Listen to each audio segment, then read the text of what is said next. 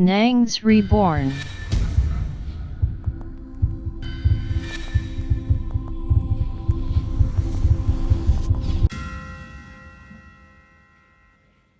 Wow!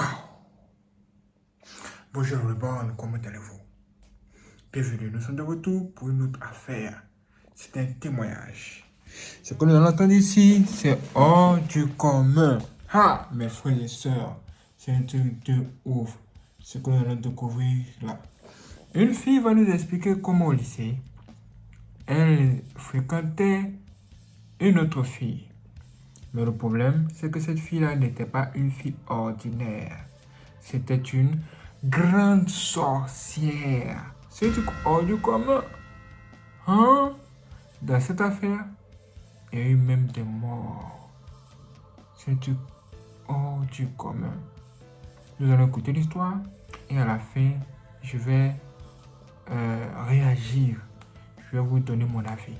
Ok? C'est parti. Était au lycée, je ne vais pas donner le nom du lycée pour ne pas entrer trop dans les détails. La fille, elle faisait quatrième. Vous savez qu'au pays, souvent, il y a souvent les gens qui dormaient en classe. Donc, tu restes comme ça, il y a les gens qui dorment. Et il y avait une parmi dans la classe, donc, elle était assise sur le banc, elle était à 5.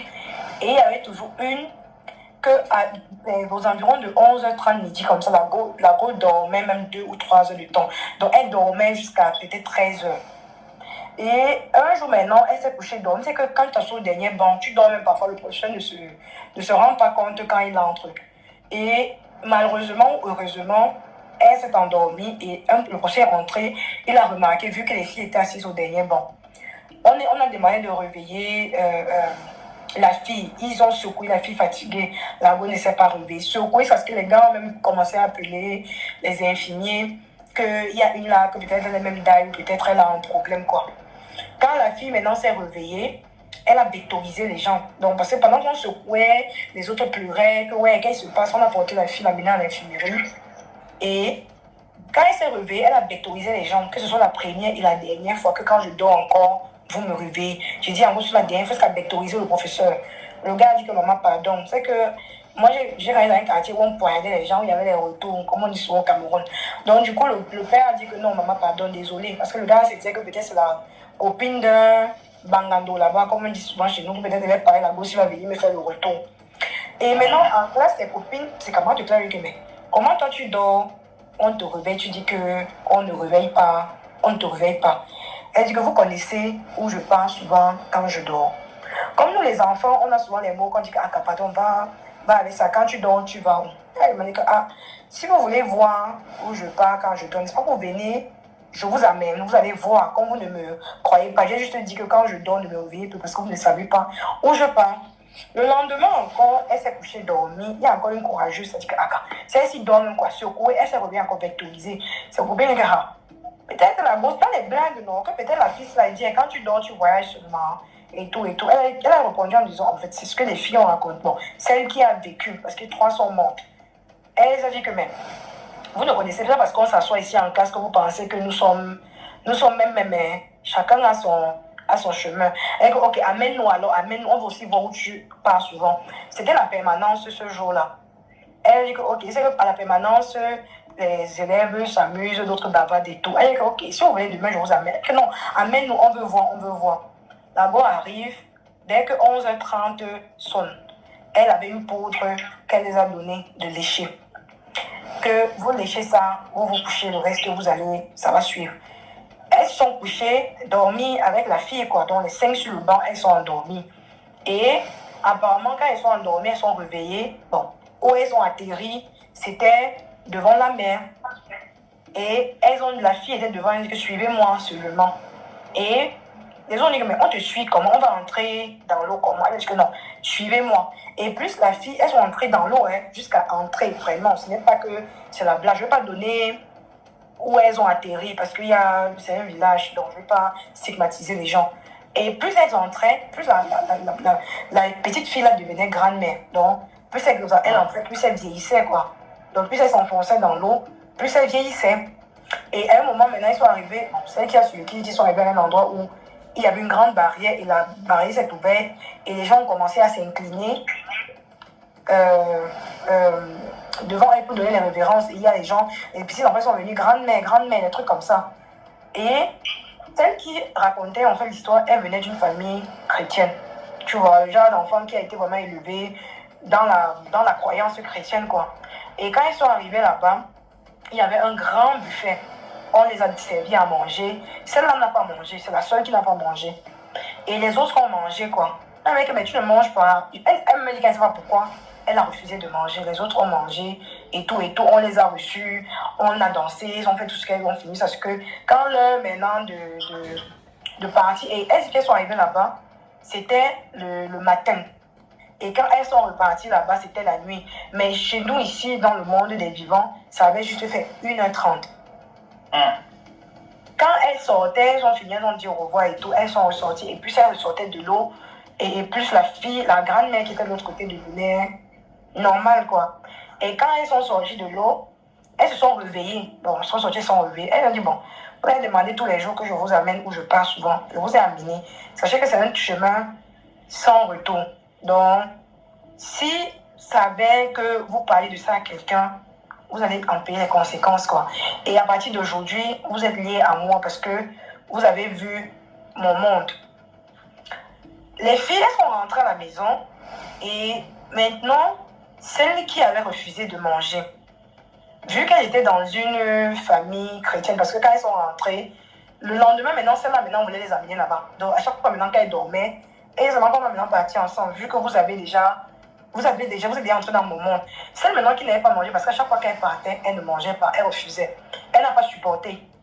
Elle a parlé de ça à ses parents. Et aussi la prière, vu qu'eux, ils faisaient la prière. Apparemment, ça les gênait beaucoup. Ça a commencé à gêner l'enfant d'autrui. Et la fille qui les amenait souvent a commencé à la victoriser. Que je ne veux plus que tu restes quand vous faites la prière. Parce que moi, ça me dérange. Parce que moi, ça me dérange, quoi. Et c'est là maintenant où, c'est pas ce qui s'est passé. La fille a raconté cela à ses parents. Et dès qu'elle a raconté cela, la boule de truc est tombée malade. Elle n'a même pas fini de raconter. Elle a commencé à raconter. Elle est tombée malade. C'est comme ça qu'elle a commencé à maigrir. Et tout. Et c'est là maintenant où les parents de la fille, pas porter les trois là. Que votre soeur Isla nous a raconté, votre camarade nous a raconté un truc là. Vous ne nous dites pas la vérité, ça sera autre chose. Et c'est où on est dans la peur avec les parents des autres.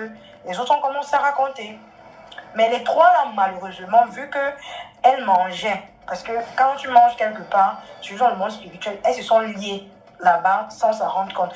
Vu qu'elles mangeaient là-bas, on s'est levé un matin où elles avaient gonflé, un peu comme si elles s'étaient noyées, quoi. Donc, tu as bu l'eau jusqu'à ton ventre gonfle et tout. Et c'est comme ça qu'elles sont mortes. Maintenant, celles qui étaient en vie encore, ils ont tellement fait, ils ont tellement prié et tout. Mais elle a vécu, mais eux, ils avaient déménagé. Et vous savez ce qui a été bizarre, enfin, c'est un peu comme si vous connaissez que, bon, la maison de Laetitia, c'est là-bas. Et tout. Quand la fille, là, quand l'histoire, là, a éclaté, jusqu'à ce que le collège était au courant, c'est ce qu'on a... Personne ne se souvenait plus de la maison où la fille la vivait, en fait. J'ai dit bien personne. J'ai dit personne. Donc tu regardes que je sais que telle personne vit dans telle maison. Mais ce problème arrive, tout le monde oublie. Donc personne ne connaissait plus où la fille la vivait. Personne ne se souvient. Donc le genre que tu as l'impression que tu te souviens seulement d'elle à l'école, mais tu te dis que je connaissais sa maison, mais je ne me souviens plus, quoi. Et c'est comme ça que cette fille a disparu. Que cette histoire avait fait un buzz pas possible, vraiment. C'est parce que là-bas, il n'y avait pas les réseaux sociaux comme maintenant, mais un buzz de malade pas possible. Waouh, vous avez entendu ça? C'est un truc hors du commun. Hein? Vous voyez souvent à l'école, certains amis nous donnent la nourriture. On se partage même les biscuits sans savoir ce que c'est. Alors que c'est la sorcellerie qui se transmet comme ça. Après, les gens vont s'endormir et ils se retrouvent dans un autre monde. Un monde terrible. Vous avez vu ça?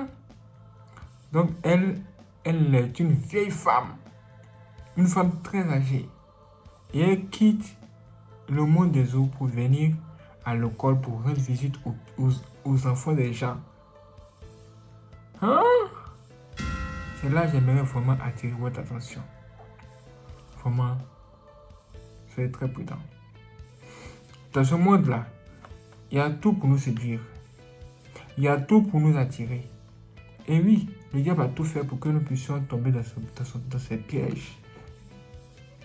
Vous pouvez être là comme ça et vous voyez un collègue de travail ou bien à l'école votre ami ou bien un camarade de classe qui vient tout le temps à l'école avec de belles choses.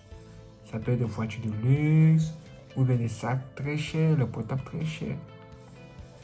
Et vous êtes tenté de lui demander, de lui poser cette question genre, qu'est-ce que tu fais pour avoir tout ça? Comment est-ce que tu peux nous brancher? Est-ce que tu peux nous montrer le circuit? Mes frères et sœurs, ce genre de questions que vous allez les poser là, ça va vous plonger dans les problèmes plus tard. Je préfère vous dire, tant que vous ne savez pas l'origine de la richesse de quelqu'un ou l'origine du succès d'une personne, ne l'enviez pas. Et ne cherchez pas à vous approcher de cette personne pour que cette personne vous montre le circuit. S'approcher d'une personne pour que cette personne vous donne des idées pour réussir, c'est bien. Mais il y a beaucoup de mauvaises personnes sur cette terre. Quand vous les approchez et vous mettez dans le satanisme, dans l'occultisme, c'est bizarre, c'est étrange, mais c'est la réalité. Et ces gens-là sont des chasseurs. Ils sont à la chasse et recherchent les champs. Et c'est les gens que vous allez retrouver même sur les réseaux sociaux en train de montrer l'argent, montrer beaucoup de biens. Vraiment, n'enviez personne sur cette terre. Je dis bien personne. Vous avez vu ça? Maintenant, il y a des morts. Qu'est-ce que les parents vont dire? Vous voyez? Selon dit, le diable est au travail. The devil at work. Le diable est au travail. Moi, ce genre d'histoire, je ne l'ai jamais vécu dans la vie réelle. Une histoire pareille, mais je n'ai entendu. Aujourd'hui, je suis étonné quand je vois les jeunes. Parce que la plupart ont déjà l'esprit de la sorcellerie. Et je suis en train de réfléchir, de me poser la question de savoir, mais comment ça se fait? Comment est-ce que ces jeunes-là font-ils pour avoir tous l'esprit de la sorcellerie? Là, ça veut lui donner là où nous venons de découvrir une information terrible. Ça veut dire qu'avant d'envoyer nos enfants à l'école, nous devons les apprendre à prier pour avoir la puissance qui va détruire toute autre puissance extérieure, toute autre puissance qui se trouve dans les ténèbres. Vous devez apprendre les enfants à prier. Vous devez leur dire par exemple, mon fils ou bien ma fille, en période difficile, si on te poursuit de ton sommeil, ou bien une chose de ce genre, appelle Jésus. Dis seulement Jésus sauve-moi. Ou bien Jésus viens m'aider. Pour que Dieu puisse venir à votre secours. Si vous apprenez l'enfant à prier ainsi, c'est comme si vous lui avez donné une âme très forte et puissante pour pouvoir vaincre toutes ces mauvaises personnes qui se trouvent partout, à l'école, même dans les entreprises, partout. Le monde est mélangé aujourd'hui. Il y a plus de démons sur cette terre que d'êtres humains. Si vous n'êtes pas au courant. Et il y a même des êtres humains qui sont possédés par des démons. C'est-à-dire, vous voyez l'homme physiquement. Mais quand vous regardez la personne avec les yeux spirituels, vous voyez un démon. Quand vous voyez ses yeux, vous avez l'impression que cette personne, c'est vraiment, ses actions sont comme des actions de quelqu'un qui est sans cœur. Des gens sans cœur, sans âme, qui ne sont que là pour détruire et faire du mal. Et quand vous les attrapez, ils font semblant comme s'ils ne sont pas au courant que c'est le mal qu'ils sont en train de faire. Ils peuvent même s'excuser pour le mal qu'ils viennent de faire. Mais ils vont reprendre encore le même mal après. Quand c'est comme ça, c'est que vous êtes en face des gens possédés par l'esprit du mal. Par l'esprit du mal. Ils ne sont que là pour détruire. Ce monde où nous sommes là, ce n'est pas un bon monde. Ce n'est pas un monde où on va dire que oh, on va dormir tranquille et puis il n'y a pas de problème. Les démons travaillent nuit et jour pour voir comment plonger les gens dans le problème. Et c'est ce qui a été le cas avec ces enfants que nous venons de voir, dont nous venons d'entendre l'histoire. Et les démons sont encore en train de travailler. Même en ce moment où je vous parle, le diable m'attaque. Il me combat. Il a positionné ses sorciers à tous les niveaux. Ils disent qu'ils vont nous combattre. Nous, les croyants, nous qui sommes les seuls à croire en Dieu. Le diable et ses démons, ces sorciers disent qu'ils vont nous combattre dans toutes les dimensions. Toutes les dimensions possibles et impossibles. Ça veut dire que nous devons vraiment être prêts et être très vigilants. Dans la Bible, on nous dit que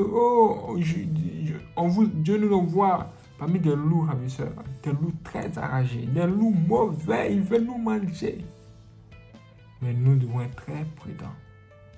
Nous devons savoir où nous mettons les pieds, qu'est-ce que nous faisons. Même avant de manger quelque chose que vous avez acheté dehors. Priez là-dessus. Dites Seigneur Jésus-Christ, purifie ce repas. Parce que même là encore, le diable va vous donner un piège. Essaie de vous donner quelque chose qui va vous assoupir, qui va vous diminuer votre force spirituelle, même votre force de la prière. Tout ça, ça se passe dans ce monde. Le savez-vous? Le savez-vous? Ça veut dire qu'en ce moment, un seul nom va vous sauver. Et c'est le nom de Jésus-Christ. C'est Jésus seul qui va vous sauver. Jésus seul. Le vrai Jésus. Et quand je parle du vrai Jésus, faites vraiment très attention parce que dans le monde des ténèbres, dans le monde des sorciers là-bas, eux aussi ils ont leur Jésus. Vous n'allez pas croire. Vous serez sûrement surpris. Souvent il appelle Jésus de Londres. Souvent il appelle Christ roi. C'est vraiment terrible. Je pense que nous allons en parler dans la prochaine vidéo. Si vous n'êtes pas abonné, abonnez-vous à la cloche et soyez prêts. Waouh, c'était extraordinaire. Merci les frères et sœurs d'avoir regardé cette vidéo. Si vous n'êtes pas abonné, abonnez-vous à la cloche et n'hésitez pas à partager cette vidéo à tous vos amis. Et si vous voulez faire des dons pour soutenir notre chaîne YouTube, dans la description, je trouve le lien.